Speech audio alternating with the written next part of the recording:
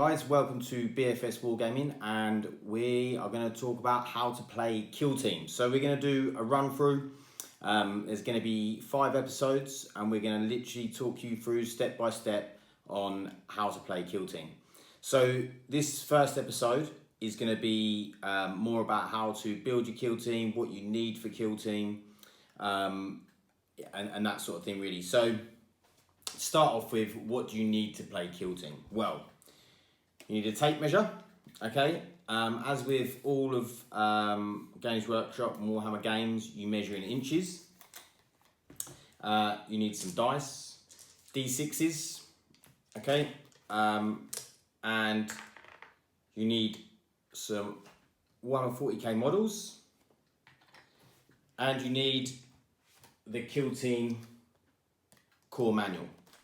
So you can get all of these things will be in the kill team starter box, which you can get from any Games Workshop or online or from any of your local gaming stores.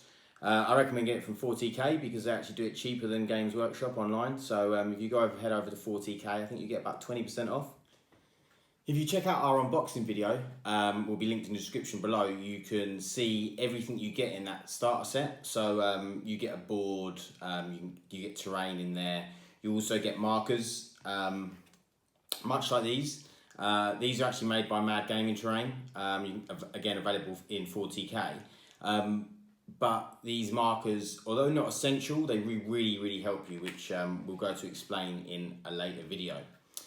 So we're going to go on to talk about what you need to do first. So obviously, if you're going to buy the starter set, there is models already in there. So there'll be some Adeptus Mechanicus models and some Gene Stealer Cult models.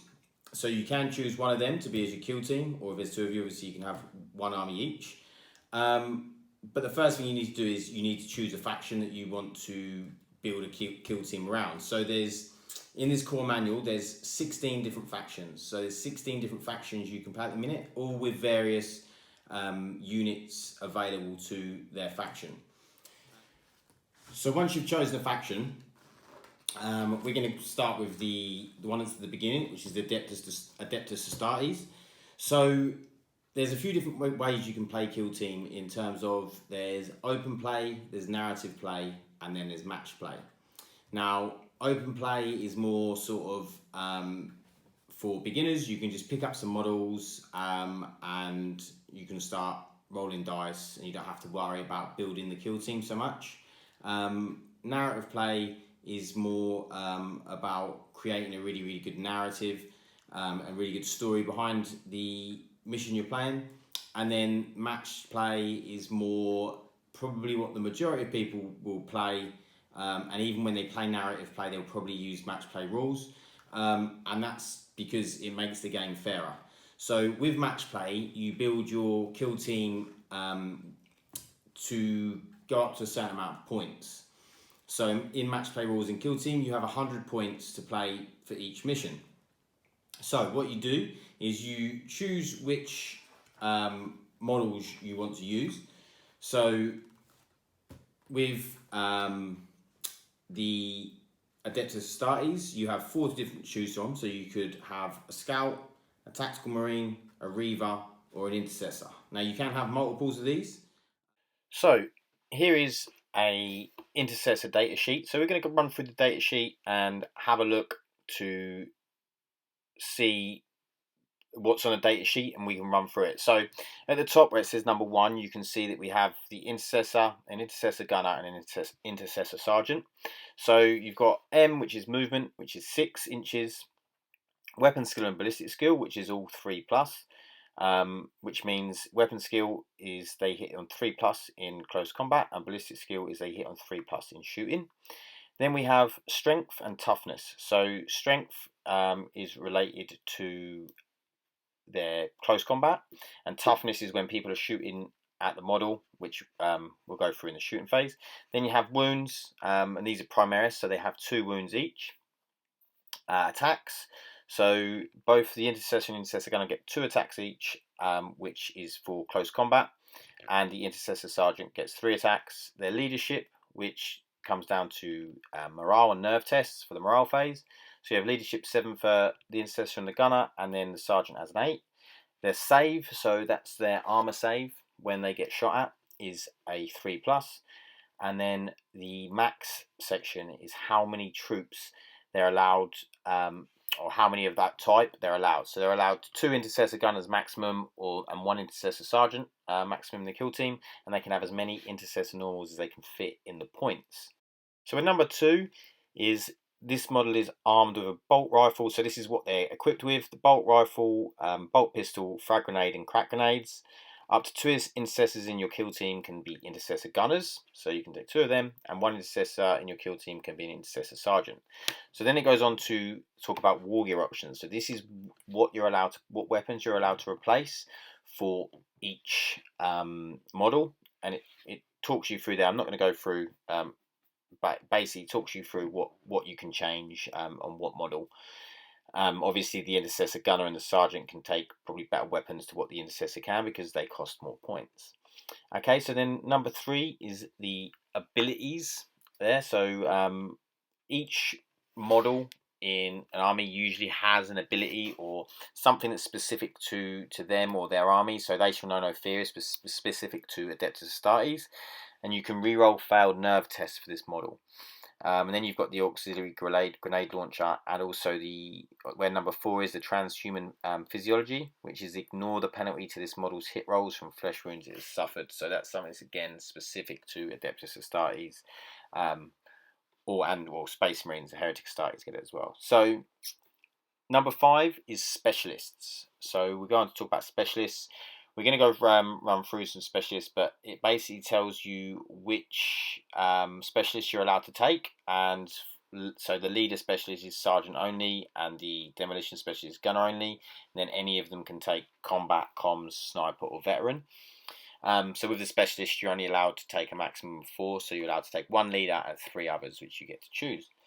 Then you've got the faction keyword, number 6, which is Adeptus Astartes. And then you've got other keywords, which is Imperium, Infantry, Primaris, and Intercessor. So that's the data sheet. It's again, once you get the hang of it, it will be nice and easy. You refer to this throughout the game, obviously to look at the stats like toughness, strength, ballistic skill, weapon skill, and movement, and so on and so forth. So here we have the weapon profiles. So I won't go through all of the weapon profiles, but we'll go with a fairly standard one. So we'll go with the bolt rifle, which is 30 inches, rapid fire 1, strength 4, -1 AP, 1 damage. So there's lots of different weapons you can choose from. Lots of different. These are the ranged melee options.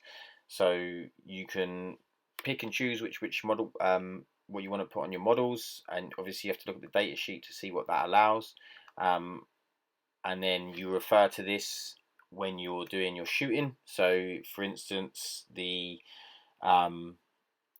auto bolt rifle is 24 inches, assault 2, so that means you get to roll 2 dice because it's the type of weapon, and then the number after it is how many dice you get to roll, 2d6, and then you get it's strength 4, 0 AP, and 1 damage. So this is how you follow the shooting phase. So this is the data sheets you refer to for the shooting phase. Okay, so here's a look at there's the melee weapons, sorry, at the top there. So they're the close combat weapons you can choose from when you play Adeptus Astartes. This will obviously be different for all the factions. And then here are your points. So you can see over there you have the Intercessor, Intercessor Gunner, Intercessor Sergeant, and so on down. And it tells you how many points they are per model. And then you have to include their war gear. So some of it is 0, and some of it will cost points depending on what you want to take. And then you have to work out how much those points cost, and then obviously they have to be within that 100 points if you're playing match play rules. Okay, so lastly we're going to talk about the specialists. So you have various specialists to choose from. Here is one of the data sheets for the demolition specialist. So I think there's around 8 specialists to choose from. You can choose 1 leader specialist, so you're going to choose a leader, and if you're just playing a one-off game, really you only need to look at level 1, which doesn't cost any points. When you start going into campaigns and things like that, and you start getting more in depth into Kill Team, you'll start looking at level 2, level 3, and level 4.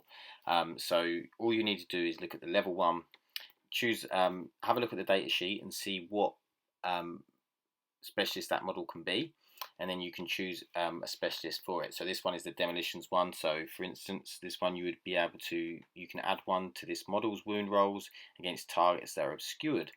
So it's a really handy little buff. Doesn't cost any extra points for the level 1. So and the same, you'll choose your leader, and the leader's level 1 is that you get a command point at the beginning of each turn. So you'll get an extra command point. So rather than just getting 1 command point, you'll get 2 command points while that leader is on the table. So really good specialists. I'm not going to go into too much detail because I just wanted to give you a basic overview of what specialists are, so that you can then choose for yourself and have a look, and just give you a little bit of an example of what they are. I hope you enjoyed this first episode of How to Play Kill Team, and you'll join us for the next episode where we're going to look at missions a bit more in depth and how to set up the board. So they'll all be linked, all the different episodes will be linked below. So have a watch, and yeah, see you in the next one.